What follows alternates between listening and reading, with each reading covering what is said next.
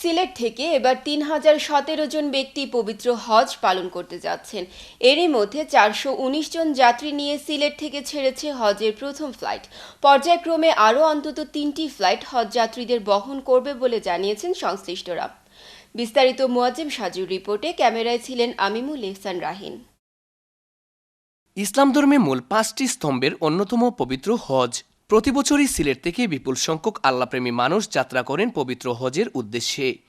বুধবার ৪১৯ জন হজযাত্রী নিয়ে সিলেট থেকে ছেড়েছে প্রথম বিমানটি। এবারের হজ ফ্লাইটগুলোর জন্য নেওয়া হয়েছে বিশেষ নিরাপত্তা ব্যবস্থা।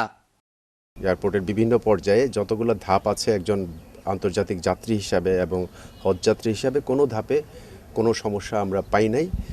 আমরা সকলেই ছিলাম, সব সংস্থা এখানে কাজ করেছেন, তাদের সর্বোচ্চ দিয়েছেন সম্মানিত হজযাত্রীদেরকে।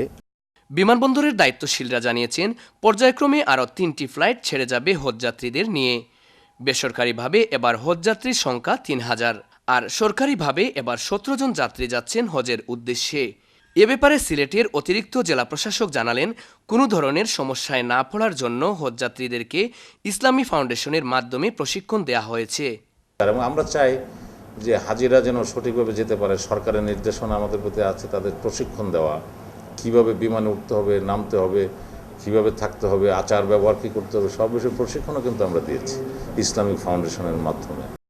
হজ ব্যবস্থাপনার সাথে জড়িত সরকারি বেসরকারি ব্যক্তিরা বলছেন, এবার হজ ব্যবস্থাপনায় কোনো অনিয়ম হবে না বলে তারা আশা করছেন। পবিত্র হজ পালন শেষে প্রথম ফ্লাইটটি 30 সেপ্টেম্বর দেশে আসবে হজযাত্রীদের নিয়ে।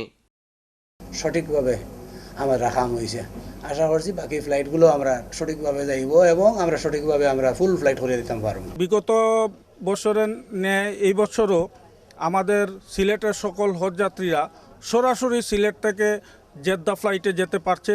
সব মিলিয়ে সিলেট থেকে সরাসরি সিলেট জেদ্দা ফ্লাইট এবং জেদ্দা সিলেট ফ্লাইট টোটাল 4টা। ব্যবস্থাপনার সাথে জড়িতদের মতো সবাই আশা করছেন, পবিত্র হজ পালনের উদ্দেশ্যে যাত্রা করা ব্যক্তিদের নিরাপত্তা সহ সার্বিক বিষয়ে এবার বিশেষ নজর রাখবেন কর্তৃপক্ষ। ইসলামের ফরজ আদায়ের পর সবাই সুস্থ অবস্থায় ফিরবেন স্বজনদের কাছে, এমনটি চাওয়া সকলের। Muazzem Saju, channel S news, Sylhet.